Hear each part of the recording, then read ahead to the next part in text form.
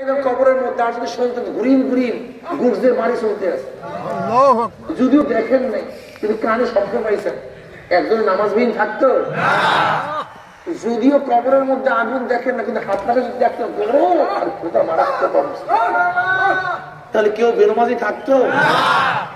যদি কম্পকে নাক দিয়ে ঘেরান পাই তাহলে মানুষদের পড়তে আছে বন্ধ হয়, তাহলে একজনও কি নামাজ ছাড়া থাকতো? এগুলির দ্বারা তো অনুভব করা যেত যে হ্যাঁ আযাব চলতেছে, অমুক চলতেছে, কিন্তু না, পঞ্চ ইন্দ্রিয় বাহিনী বিশ্বাসটা থাকতে হবে। আমার পকেটে টাকা, চোখে দেখেন নাই, কানে শোনেন নাই, ঘেরান পান নাই, স্পর্শ করতে পারেন নাই, স্বাদও গ্রহণ করতে পারেন নাই, কিন্তু বিশ্বাস করছেন। কারণটা কি? যে হুজুর বলছে, হুজুর বিশ্বাসী, হুজুর বিশ্বাসী, নিশ্চিত হুজুরের কথা সত্য, তার পকেটে টাকা আছে। যেমন আপনার বাবা বাগানের মধ্য থেকে এসে বলছে, এই ছেলে খবরদার বাগানে যাইস না, আমি সাপ দেখে আসছি। কাকে বলছে? বলছে কে? বিশ্বাস করছে ছেলে? কথা বলেন না কেন? ছেলে দেখছে, করলে কোনো বিশ্বাস? বাবা ভালো লোক, সত্যবাদী, ও মিথ্যা বলে না। আমি জানি আমার বাবা খুবই ভালো, আমি শুধু যেহেতু সাপ আমি দেখি না, দেখছে বাবা, নিশ্চিত সেখানে সাপ আছে। ভাই আমি একটা মাইক্রো গাড়িতে আসছি, এখানে সাদা মাইক্রো গাড়িতে, বিশ্বাস করছেন? কথা বলেন না কেন? দেখছেন আপনারা অনেকেই দেখেন, হুজুরে বলতে আসছে, নিশ্চিত, এর কোনো সন্দেহ নেই।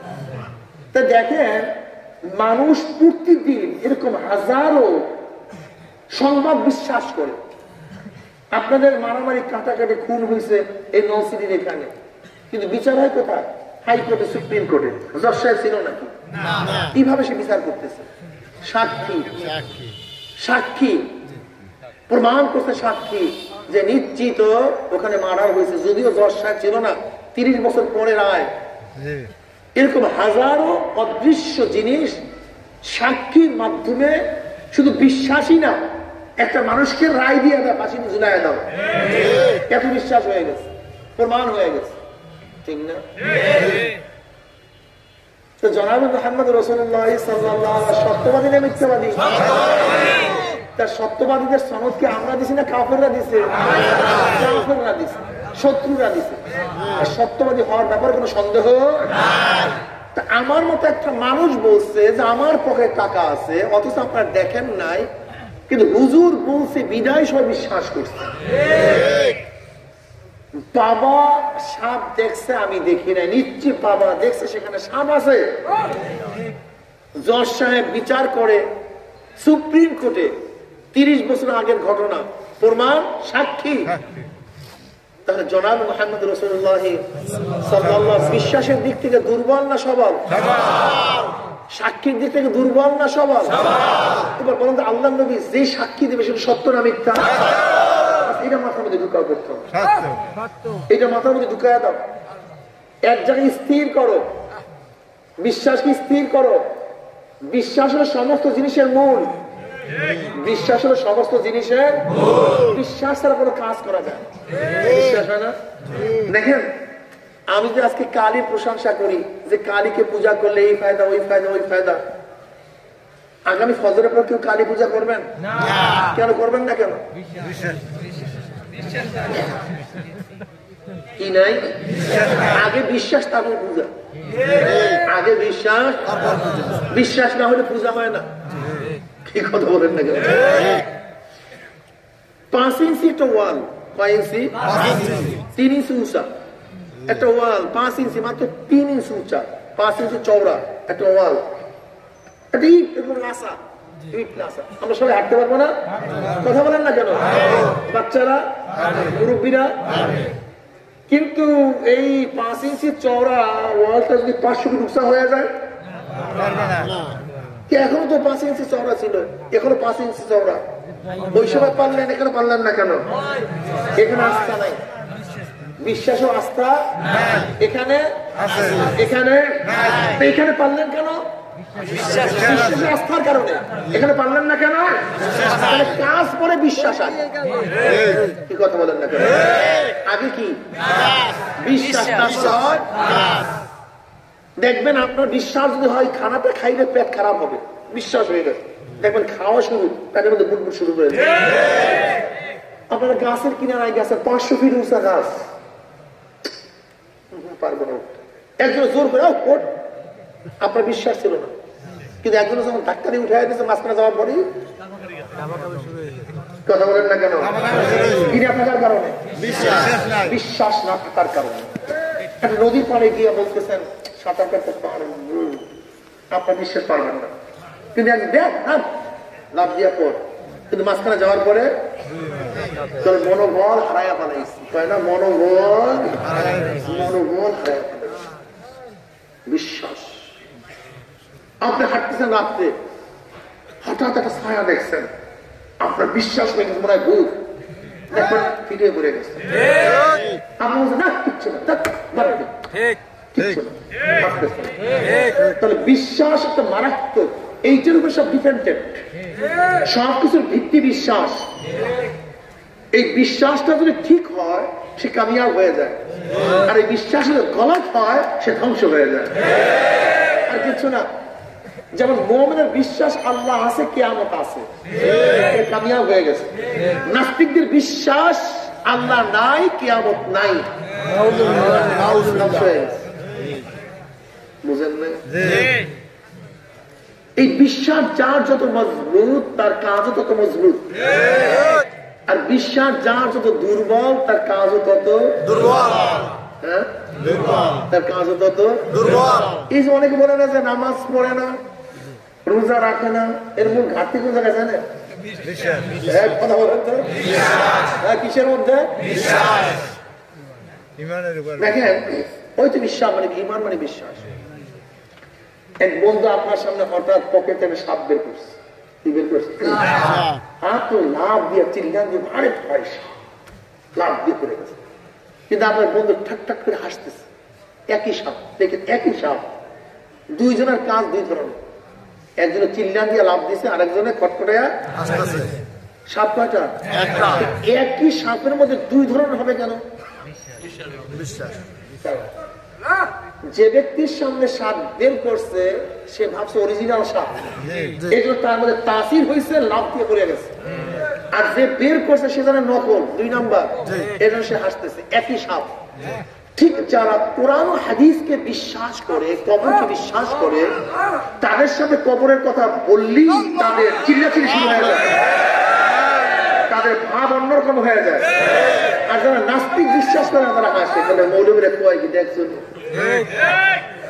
মৌলবীরা কয়টাই বুঝলেন না? একই বয়ান, কিন্তু দুই ধরনের বিশ্বাস থাকার কারণে তাসির দুই ধরনের। একই আজান নাস্তিকদের কানে ঢুকতেছে, মুমিনের কানে ঢুকতেছে, একই আজান, কিন্তু যখন মুমিনের কানে আজান ঢুকে তাদের ঈমানের মধ্যে জোশ চলে আসে, কখন নামাজে যাবো, কখন নামাজে যাবো। আর বেঈমানদের কানে যখন ঢুকে সারাদিন খালি আজান দিতি,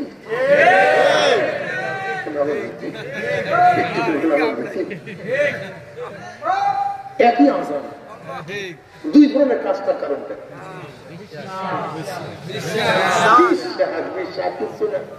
সব বিশ্বাস, বুঝেন নাই? একজনকে বললাম ওই বাচ্চার ভাই তোর বাবা, এটা শ্রদ্ধা সম্মান করে, ওর মধ্যে বিশ্বাস হয় আমার বাবা, ও শ্রদ্ধা সম্মান করবে, যদিও পরিচয় দিচ্ছে বাবা, কিন্তু শ্রদ্ধা সম্মান নাই কেন?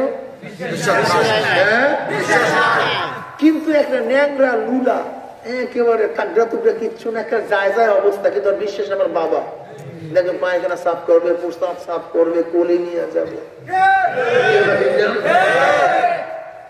বিশ্বাস হলো মূল। এই যত মানুষের মধ্যে জ্ঞানজাম দেখেন, সব ওই মূল জায়গায় এই বিশ্বাসের মধ্যে ঘাটতি আছে। ওদের ধারণে হয় না, না হয় কি কয় না পায় মৌলবীরা, ও মাথার মধ্যে সারাদিন এইটা, বুঝেন না? কারণটা কি ভাই? শোনেন, আয়না দিয়ে চেহারা দেখা যায়, কি দেখা যায়? কিন্তু আয়নার মধ্যে ময়লা থাকে, ঠিক কলব দিয়া বিশ্বাস করা যায়, ভালো মন্দ বাঁচাই করা যায়, আল্লাহর পরিচয় পাওয়া যায়। লেকিন কলবটার মধ্যে যখন গুনার ময়লা পড়িয়া যায়, সেই কলব দিয়ে আর আল্লাহর পরিচয় পাওয়া যায় না। জন্য নবী আলাইহিস সালাম কি বলেন, ইন্না ফিল জাসাদে মুদগা ইযা সালগাত সালগাল জাসাদু কুল্লু ওয়া ইযা ফাসাদাত ফাসাদাল জাসাদু কুল্লু আলা ওয়া হিয়াল কলব। বুখারী রাওয়ায়াত। ও কি মজার হাদিস। প্রত্যেকটা মানুষের মধ্যে একটা গোশতের টুকরা আছে, এই গোশতের টুকরাটা যখন ভালো হয়ে যায় গোটা মানুষটাই ভালো হয়ে যায়, আর এই গোশতের টুকরা যখন খারাপ হয়ে যায় তখন গোটা মানুষটাই ওই গোশতের টুকরার নাম কি? কলব। কি তার মানে কি? এর সাথে আমার শরীরের সাথে সম্পর্ক নেই, কলবের সাথে শরীরের সম্পর্ক। এবার আসো, খুব ভালো মতো বুঝবেন। এখানে অনেক মানুষ আছে না মুমিন, যারা সিনেমা দেখে না, কি নাই? আবার আমার কিছু ভাইরা আছে না যারা সিনেমা দেখে, উভয়েরই চক্ষু, উভয়েরই একজনের চক্ষু সিনেমা দেখে, একজনের চক্ষু দেখে না। কারণটা এটা আগে বুঝো। এখানে অনেক মানুষ আছে না যারা মিথ্যা কথা বলে, আরেকজনের জবান মিথ্যা কথা বলে না। কারণটা কি? এটা বুঝ না, না এখানে বিশ্বাসের কথা শুনে না, বুঝেন? একজনের হাত চুরি করে, আরেকজনের হাত চুরি করে না। একজনের পাও গুনার দিকে যায়, আরেকজনের পা মসজিদের দিকে যায়, উভয় তো পাও। কারণটা আপনার আমার দিকে তাকানো না, আমি আপনার দিকে, আমি কিন্তু এদিকে তাকাই না, কিন্তু ওনারা আমার দিকে তাকানো। এর কারণটা দেখেন, আসলে চক্ষু, কান, জিহ্বা, হাত, পাও এগুলি একজন আদেশ ফলো করে, একজন আদেশ কি করে? যেমন আমার কলম আদেশ করে চক্ষুকে তুই ওদিকে তাকা, চক্ষু সে ফলো করে, সেই কাজটাকে বাস্তবায়ন করে। কিন্তু যতক্ষণ পর্যন্ত কলম থেকে আদেশ না আসে ততক্ষণ পর্যন্ত চক্ষু দেখে না। আমার কলম বসে চুপ করে থাকে, চক্ষু বুঝে থাকে, আমার চক্ষু বুঝে গেছে। এই চক্ষু বোঝার আদেশটা কে করছে আমার? হ্যাঁ, বাস কলম চক্ষুকে আদেশ করছে তুই চক্ষু বোঝ, চক্ষু বোঝার কাজটাকে সম্পাদন করে দিচ্ছে। কলম চক্ষুকে বলছে তুই মেয়ের দিকে তাকা, চক্ষু তাকাবার কাজটা সম্পাদন করে দিচ্ছে। চক্ষুকে কলম বলতে তুই সিনেমা দেখ, চক্ষু সেই কাজটা দেখা সম্পাদন করে দিচ্ছে। কিন্তু কলম আমাকে বলছে খবরদার চক্ষু মেয়ের দিকে তাকাবা না। তার মানে তার চক্ষুর তো কোনো দায়িত্ব, ও তো ফলো করে শুধু, কিন্তু আদেশটা কে করে বলেন? এবার কলম যদি ভালো হয় তার চক্ষু ভালো, খারাপের দিকে তাকাবে। জবানের কাজটাকে বলা, কি বলবে এটা জবানের ডিউটি না, দায়িত্ব না। ও কি বলবে এই কাজ এটা জবানের না, এটা হলো কলবের। যদি কলব বলে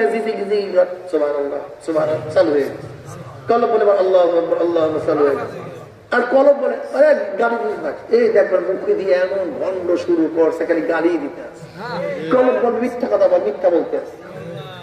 তার মানে জবানের কাজটাকে বাস্তবায়ন করে, কিন্তু জবানকে সিগন্যাল কে দেয়?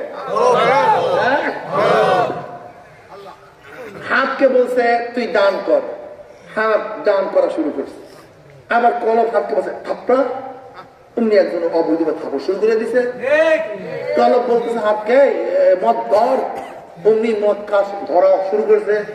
কলব বলছে খুন কর, অমনি হাত খুনের কাজটাকে বাস্তবায়ন করে দিছে। কলব বলছে খবরদার জুলুম করবি না, অত্যাচার করবি না, চুরির মাল ধরবি না, ডাকাতি করবি না, তুই মদেরকে স্পর্শ করবি না, গাজার কলকে ধরবি না। আপনি হাজারো চেষ্টা করবেন, তার হাতের দ্বারা গাজার কলকে ধরাতে পারবেন না। এখান থেকে সিগন্যাল এটা বাস্তবায়ন, বুঝলেন না? এখন বলেন তো, আমার কলেজ দিয়ে বলে খবরদার মসজিদে গিয়ে যা, পাও পাও এরকম করতে করতে কোথায় যাবে? ও কি সিনেমায় নিতে পারবে না। আর এখানে সিনেমায় ঢোক, কোথায় ঢোক? সিনেমায় ঢোক। ও কি আপনি মসজিদে নিতে? এখন বল ইজা সলুহা সলুহা জাসাদু কুল্লু, এই এদিকে টাকা টাকা কুকুর নিয়ে যেতে। ইজা সলুহা সলুহা জাসাদু কুল্লু ওয়া ইজা ফাসাদাত ফাসাদাত জাসাদু কুল্লু আলা ওয়া হিয়াল কলব। এবার আমার কলব যদি ভালো হয়ে যায়, চক্ষু কথা বলে, আমার কলব ভালো হয়ে গেলে আমার জবান, আমার কলব ভালো হয়ে গেল আমার কান, আমার কলব ভালো হয়ে গেল আমার হাত, আমার কলব ভালো হয়ে গেল আমার পাও। এবার যদি কলব ভালো হয়ে যায়, গোটা দুনিয়ার মানুষের কোন জায়গায় মত থাকবে না। গোটা দুনিয়ার মানুষ কলব ভালো হয়ে গেলে কেউ চুরি করবে না, ডাকাতি করবে না, ধর্ষণ করবে না, ইফতিজিং করবে না, খুন করবে না, জুলুম করবে না।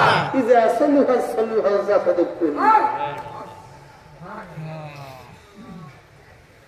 সব শেষ, সব বন্ধ। ইসলাম কি চায়? ইসলাম কি বুঝে? পাশ্চাত্য আইনের মধ্যে ইসলামী আইনের মধ্যে পার্থক্যটা কি দেখেন। পাশ্চাত্য আইন ধর্ষণের বিরুদ্ধে আইন করছে, যে ধর্ষণ করলে তার এই শাস্তি। কি ভাই, ধর্ষণ করলে? কিন্তু ধর্ষণ না করে এর কোন ব্যবস্থা পাশ্চাত্যের মধ্যে নেই, কোন জায়গায় নেই, নৈতিকতা পাশ্চাত্যের মধ্যে নাই। কিন্তু আল্লাহের নিজামটাকে দেখেন তো, আল্লাহ কি বলছে? ওয়ালা তাকরাবুজ জিনা, জিনা করতে নিষেধ করেনি। ওয়ালা তাকরাবুজ জিনা, জিনা করতে নিষেধ করেনি। ইসলাম দেখেন, আদম আলাইহিস সালাতু ওয়াস সালামকে আল্লাহ পাক গন্ধ খাইতে নিষেধ করেন নাই। ওয়ালা তাকরাবু হাযিহি শাজারা, এই গাছের নিকটে যাইস না। হ্যাঁ, যাইস না, কারণটা কি? যাইতে নিষেধ করছে, কারণটা কি? দেখেন, আমাদের সৃষ্টি করছে কে? আল্লাহ। আমাদের অবস্থা সম্পর্কে জানে কে? আল্লাহ। শোনেন, প্রত্যেকটা জিনিসের আকর্ষণ বিকর্ষণের শক্তি আছে। চুম্বকের একটা নির্দিষ্ট আকর্ষণ বিকর্ষণ শক্তি আছে। যদি আকর্ষণ বিকর্ষণ শক্তির মধ্যে চলিয়া যাও, তুমি হাজারো চেষ্টা করলে কাজ হবে না। কখন টান দিবে চুম্বক, তোমার নিজের খবর।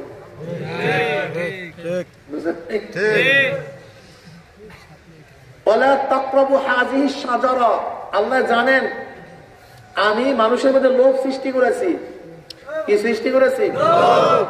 যদি ও গন্ধমের কাছে যায়, ওর মধ্যে লোভ চলিয়ে আসবে। বাস যাইস না, লোভ আসবে না, গন্ধম খাবিও না। ইসলাম যাই হোক, এই তাত্ত্বিক দিকে আমি যাবো না।